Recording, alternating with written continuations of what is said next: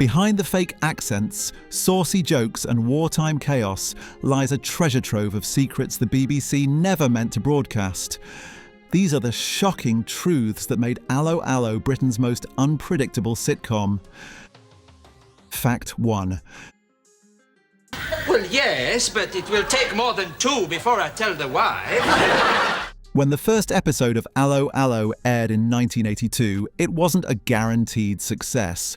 BBC executives were nervous about mocking World War II on primetime TV. Some higher-ups feared it would offend veterans and European audiences. Early reviews were mixed, with critics calling it tasteless and over the top. But viewers loved it, especially the absurdity and double entendres. Despite its rough start, the ratings told a different story. The pilot drew over 11 million viewers, stunning the network. Still, the BBC hesitated to greenlight a full season. Writers David Croft and Jeremy Lloyd fought hard behind the scenes. They insisted the comedy was character-driven, not disrespectful. After much debate, the BBC commissioned a second episode. From there, momentum grew with each broadcast. It quickly became one of the BBC's most-watched shows. They're sitting up and chatting to each other. By 1985, the series averaged over 14 million viewers weekly. International networks began purchasing the rights. France even aired a dubbed version, despite the mockery. What nearly ended after one episode became a decade-long hit. The controversy faded, but the laughs never did. Today, it's considered a classic of British wartime farce. And the BBC's initial fear now seems laughable. One step from cancellation and one giant leap into comedy history. This is a very sad occasion for me, René. Yes, I feel the same way, Lieutenant.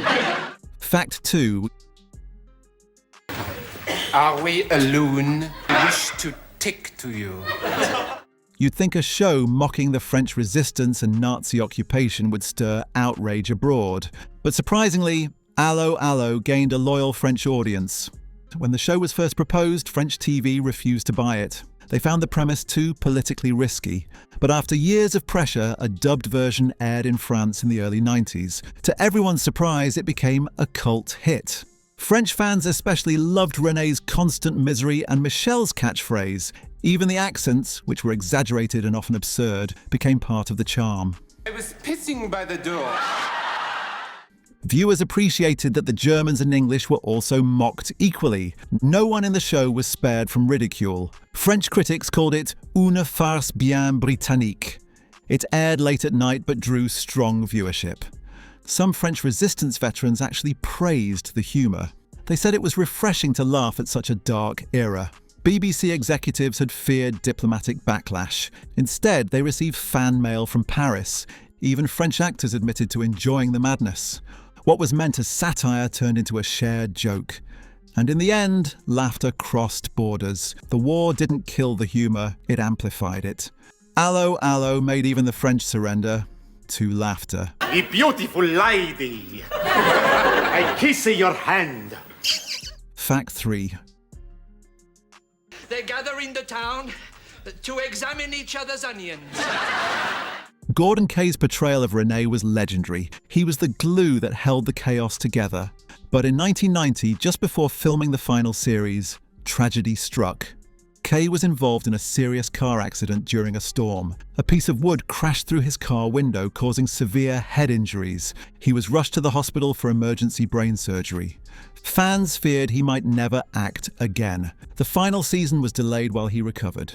Miraculously, Kaye returned to film the last episodes. He wore a subtle wig to cover his scars. His performance never showed signs of trauma. Yeah, we are a loon, so tick away. But those on set noticed he was quieter, more introspective. The BBC considered ending the show without him. Writers even drafted backup scripts.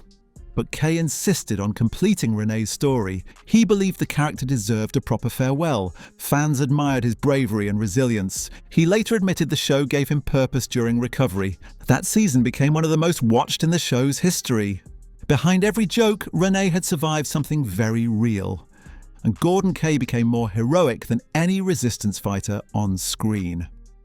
This was just an ordinary crime of passion that happens in France on any Saturday night. Fact 4. Good morning. Good morning. The cafe where Renee served wine and plotted escapes looked charming on screen, but in real life the set was a logistical nightmare. Built on a cramped BBC soundstage, it was held together with plywood and nails. Actors constantly tripped over loose floorboards. One extra's costume once caught fire near the kitchen lights. The staircase collapsed during rehearsal, twice. Gordon Kaye twisted his ankle running through the swinging doors. The fake wine bottles shattered too easily. Makeup and costume departments complained about the constant dust. Lighting rigs overheated during long takes. Scripts had to be rewritten to avoid physical gags. Crew members dubbed it Renee's Death Trap. One technician even got electrocuted during a power test. I put this intrepid lady here in the back of my small horse with the small horse. To avoid lawsuits, the BBC quietly reinforced the set mid-season. But insurance premiums skyrocketed. Actors were instructed to walk, not run during chase scenes. Yet no one listened. Comedy required chaos. Director David Croft said, "It's not a cafe, it's a war zone." Despite the hazards, they filmed there for 10 years. The set became as iconic as any character. It survived sabotage, firefights, and one exploding piano. And somehow, never collapsed on camera.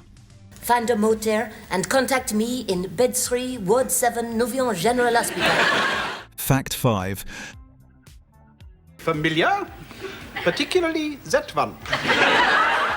The fake accents in Allo Allo weren't just bad, they were deliberately awful. Writer David Croft believed exaggerated accents made characters funnier.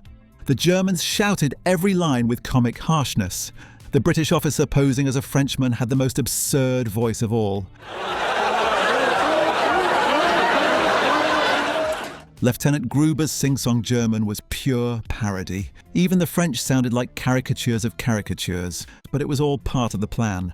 Viewers were never supposed to believe the accents were real. The ridiculous voices helped audiences separate fiction from history. It was satire, not mimicry. The actors practiced accents designed to break the rules. Some performers had to unlearn their actual French or German.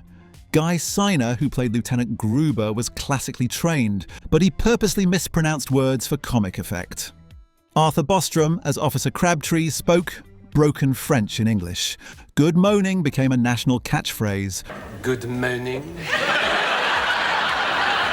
Good morning.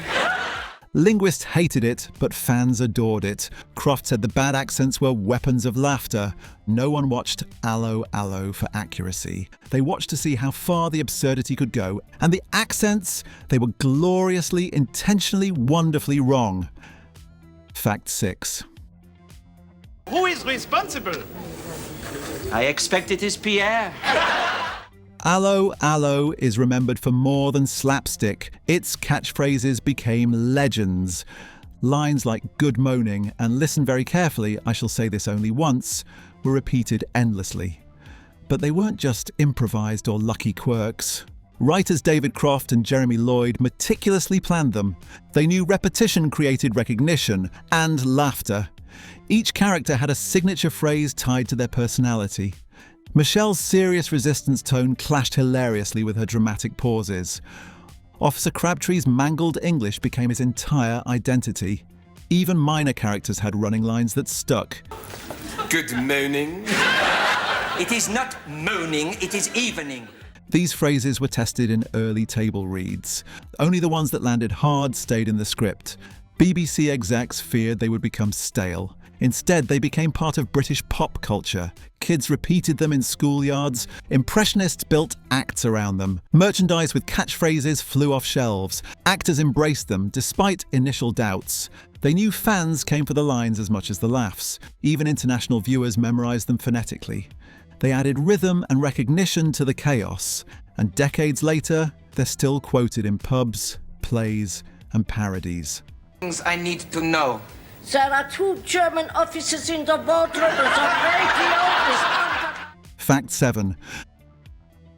Shut up! I will never underplay anything.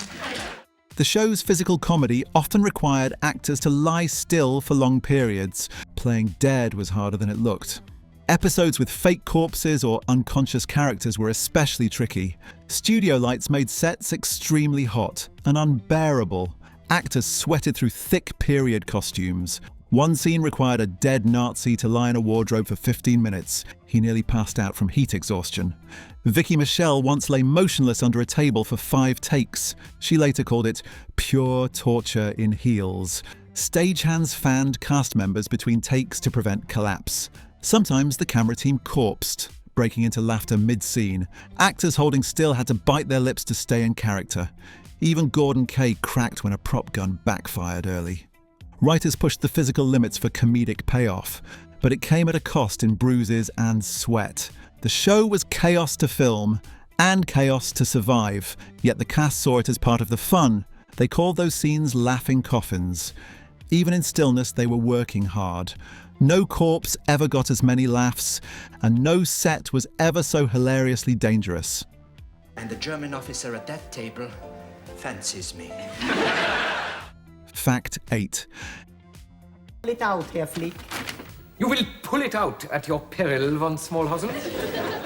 Herr, the stiff-limbed Gestapo officer, was a fan favourite, but actor Richard Gibson approached the role with full dramatic intensity. He based Flick's posture on classic silent film villains. His emotionless face was carefully rehearsed. He believed the contrast between horror and comedy created tension. Despite the silliness, he wanted Flick to feel threatening. He refused to smile on set, even between takes. Gibson stayed in character to maintain the aura. Crew members joked he was scarier off camera. He took inspiration from Nazi propaganda footage for authenticity. His costume included orthopedic shoes for that iconic limp, and he personally adjusted his glasses to match real Gestapo frames. Other actors found him intimidating in rehearsals. Even Kaye admitted to feeling unsettled by him. But Gibson's seriousness paid off in spades. Herr became the show's most iconic villain. His relationship with Helga added bizarre charm, and his deadpan delivery balanced the show's over-the-top energy.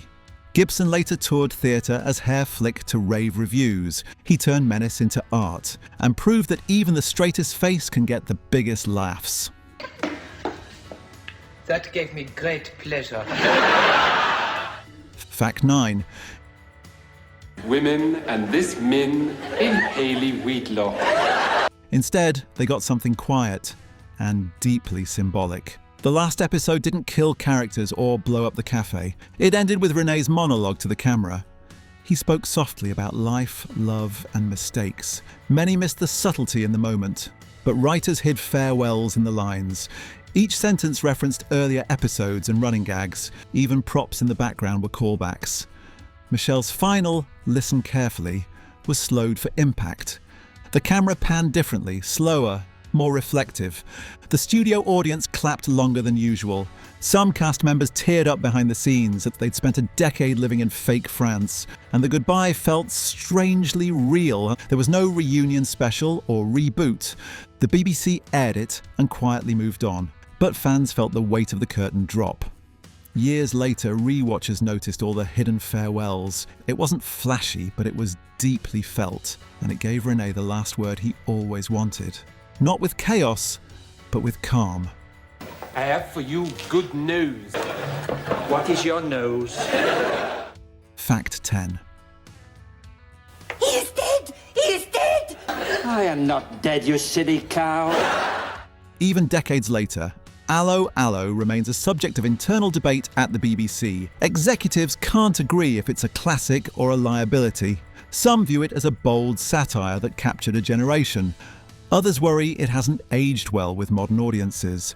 In recent years, internal memos questioned its continued reruns. Terms like problematic stereotypes and dated gender roles surfaced.